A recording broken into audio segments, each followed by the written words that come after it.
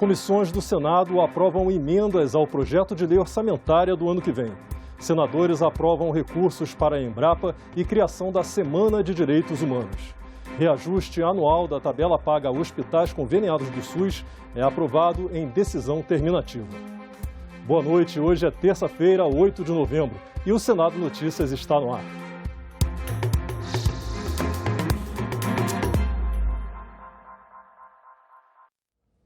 A Comissão Mista de Orçamento se reuniu hoje para votar emendas e aprovar o calendário final do colegiado. Os parlamentares devem aprovar o relatório até o dia 7 de dezembro. A Comissão Mista de Orçamento aprovou 4 das 34 emendas apresentadas e definiu o calendário final para a apreciação da Lei Orçamentária Anual de 2023.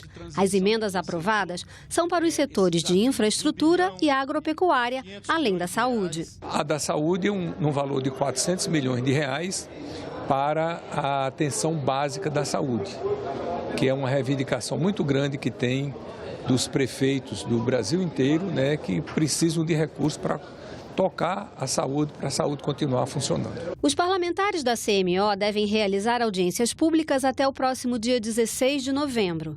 A votação do relatório de receitas e suas emendas até 23 de novembro. O relatório geral deve ser publicado até 5 de dezembro e analisado até dia 7 do mesmo mês. Além da Comissão Mista de Orçamento, outras 6 comissões do Senado aprovaram hoje emendas ao projeto da Lei Orçamentária de 2023. A Comissão de Assuntos Econômicos aprovou a destinação de R$1,75 bilhão ao programa Casa Verde Amarela. A Comissão de Assuntos Sociais aprovou R$9,2 bilhões para a Fiocruz e os Fundos Nacionais de Saúde e de Assistência Social. A Comissão de Ciência e Tecnologia aprovou 4 emendas que totalizam R$800 milhões. O maior valor segue para o Ministério das Comunicações. Serão R$300 milhões para apoio à iniciativa e projetos de inclusão digital. A Comissão de Segurança Pública aprovou que R$800 milhões sejam destinados ao combate ao crime. E a Comissão de Direitos Humanos aprovou a destinação de R$685 milhões para a promoção, defesa, fiscalização, apoio e proteção de direitos humanos. A Comissão de Transparência, Fiscalização e Controle aprovou R$640 milhões para ações de proteção de defesa do consumidor, direitos dos povos indígenas, transparência e combate à corrupção e fiscalização trabalhista. Todas essas emendas seguem agora para a análise da Comissão Mista de Orçamento. Os senadores aprovaram nesta terça-feira em plenário projeto que prevê mais recursos para a Embrapa. Os parlamentares também aprovaram a criação da Semana dos Direitos Humanos em todas as escolas do país. O projeto vai permitir que a Embrapa receba diretamente os recursos da transferência de tecnologias e do licenciamento de projetos e serviços da empresa. O dinheiro deve ser investido pela estatal em pesquisas.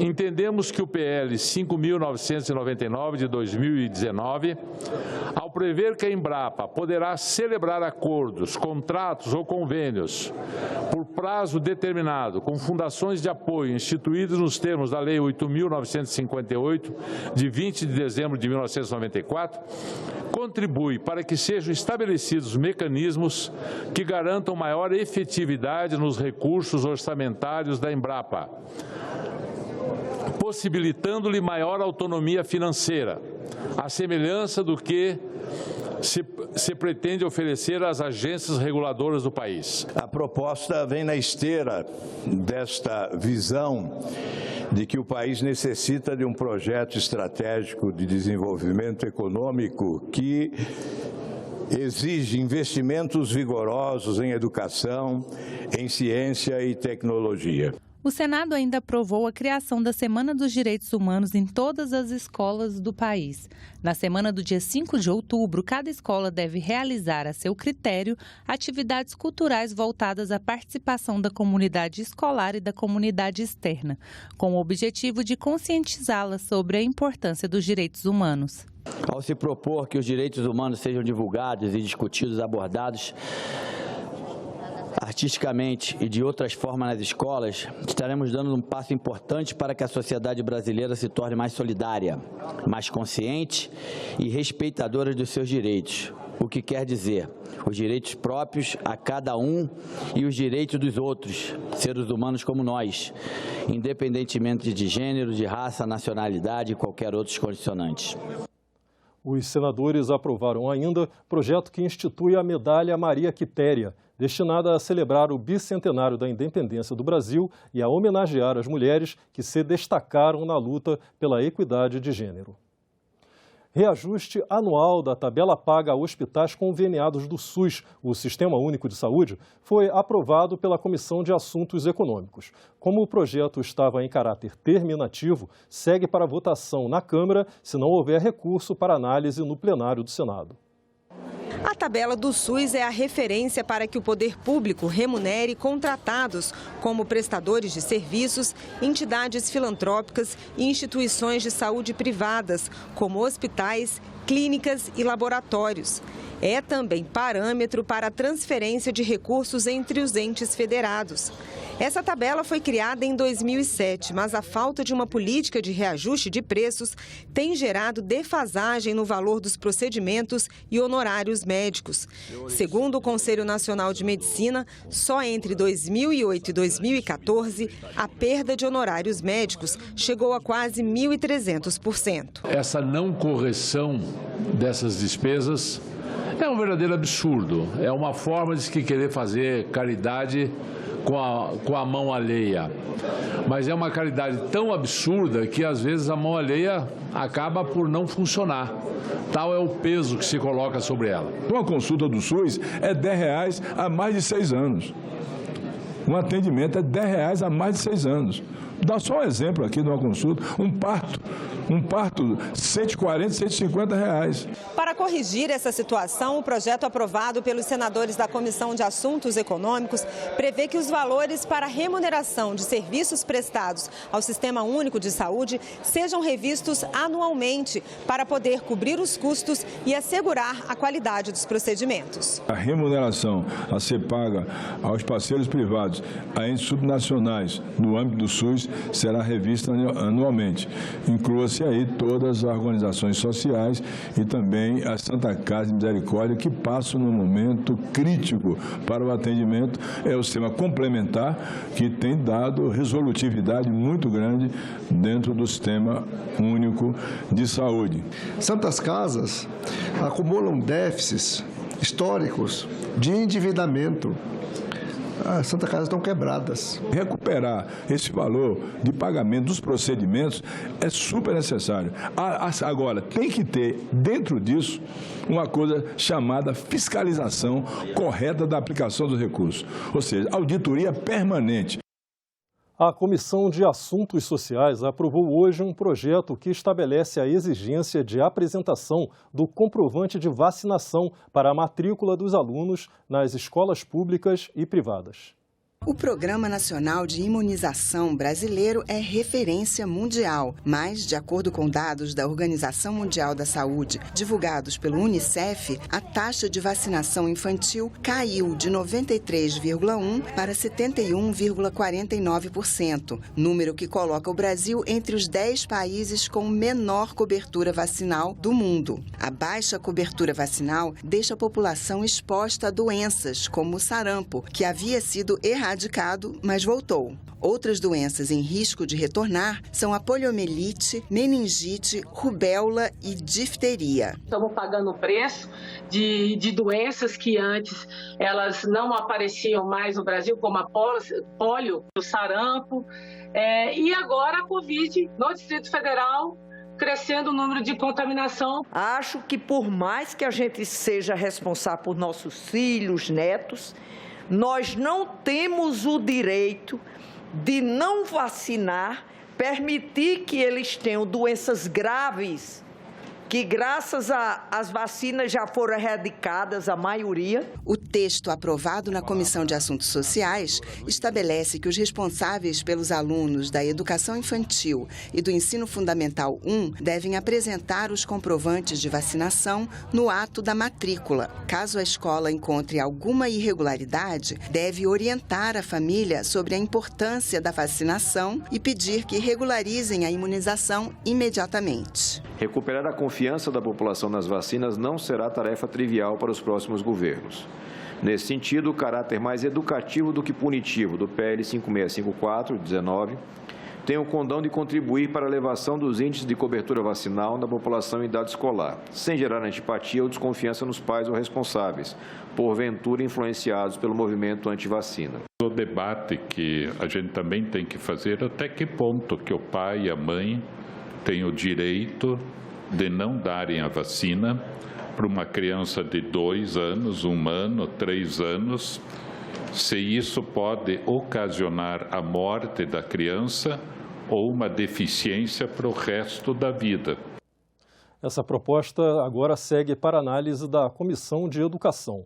A Caixa também aprovou um projeto que facilita a localização de doadores de medula óssea e outro que assegura assistência técnica gratuita para a construção de habitações de interesse social.